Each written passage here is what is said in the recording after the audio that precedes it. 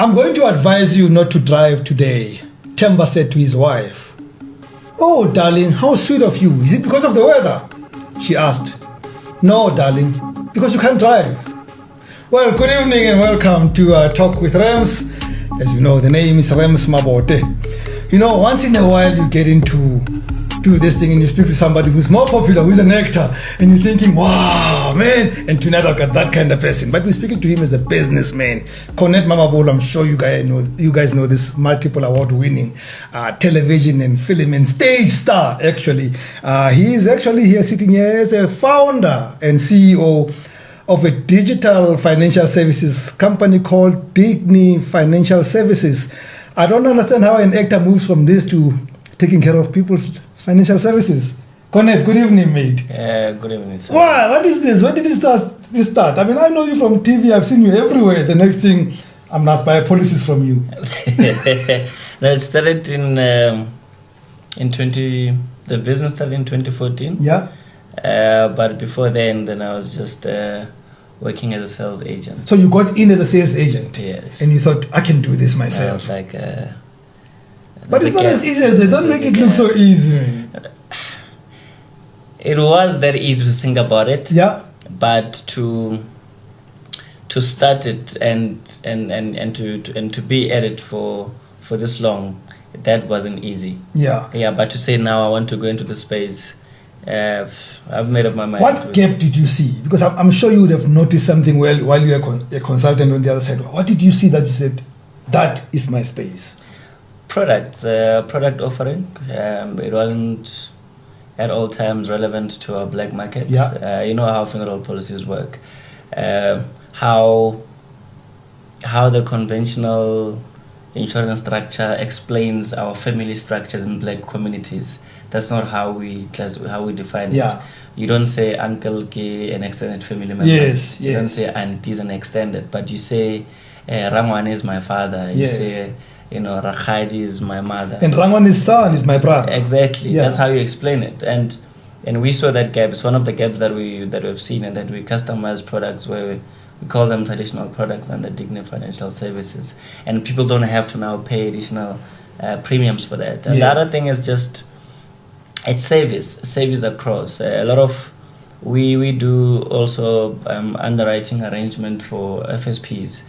Funeral parlors, group societies, stokvels. I was about to ask you who underwrites. So if you do that for other people, then you look at the underwriting services yourself. Yeah, so I have found, I'm sorry to interrupt you, that a lot of people play in the space of especially funeral cover, but not many people play in the underwriting. So I always say the money goes back to the same people. I'm so excited that you do the underwriting too. So we are not the underwriters, but we are able to arrange underwriting. Yes, we can facilitate that. Facilitate that process, get them the best deals.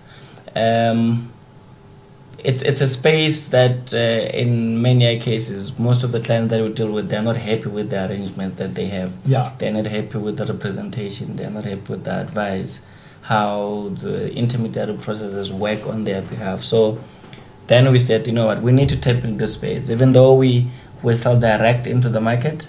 But for us, it's really to also capacitate our own clients. When we have policyholders, then you can recommend your clients for your own personal clients to get a better service from the guys that you have a relationship with. Yeah. Who, and I know this may sound elementary, but I have to ask, who's the typical client? Is it me as an individual, or do you go to corporates and seek to get their business and their people in the corporate or in the government department? Who's the client? To us, it's both. Business to business, right? We go offer employee benefits to businesses so that the actual company can become a client. Yeah. And they have policyholders under it.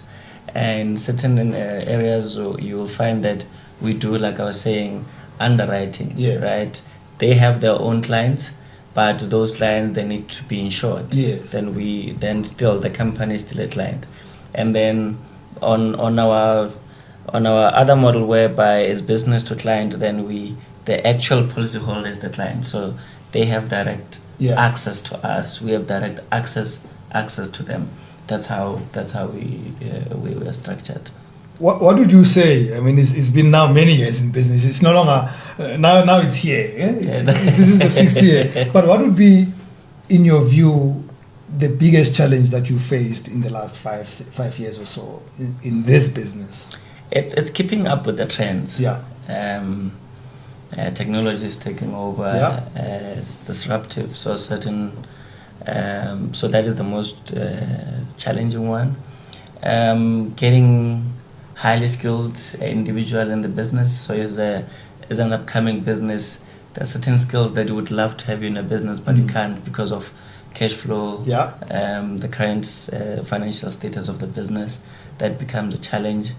The other thing is actually communicating the business more, utilizing and taking advantage of all the available mediums that you can think of. Radio also goes down to capital, for the business. So those are the challenges, and keeping up with the regulations also. Is for you to keep up with the regulations, you need skills in the business. That also becomes one of the most challenging things for SMMEs in the industry. Yeah. Where do you operate? And I don't mean office. Are your services nationwide or in a specific area? They are. Our offices are nationwide. They cross the border.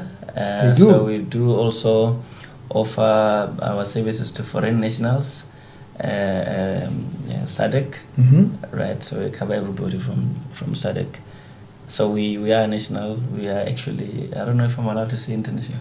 Yeah, you are allowed, of course. At least you can say global. And I find that everybody uses the word global nowadays. So you are global. What differentiates? You did speak about the fact that there was a gap. There was nothing tailored for black people. The competitors did not understand as much. But as I sit here now and you are to sell to me, and why you? Look, there's this article that I once read that speaks about, businesses on different levels. Your well-established multi-million, billion, trillion businesses, your medium business and small businesses. And the reality of the matter is that they die out. They die out for many reasons. And you have new kids on the block that are more innovative. That's one, that's us. It's young people. They're hungry. They're learned and willing to explore more. That's number two. Product offering, we're best. We customize. So we don't force products on people. Onto people, yes. Thank you for that. Yeah, we customize products for people.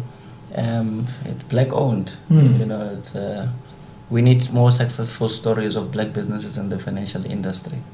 And in order for that to be a reality, you definitely need to be more supporting, businesses that are local, that want to venture internationally, globally. Yeah. Look, it's been just over 5 years now, almost 6 years. You have, I say that you don't even have to fight with me. You have now mastered the funeral policy space. What's next? Because now you have to think maybe other services. What are you looking into? So we're looking into the health space. We've already started playing in that space. We're already in the space of primary care. So we look for gaps in the market and then we hit there. So primary care is one of the fast growing insurance products that are just recently got introduced into the market, where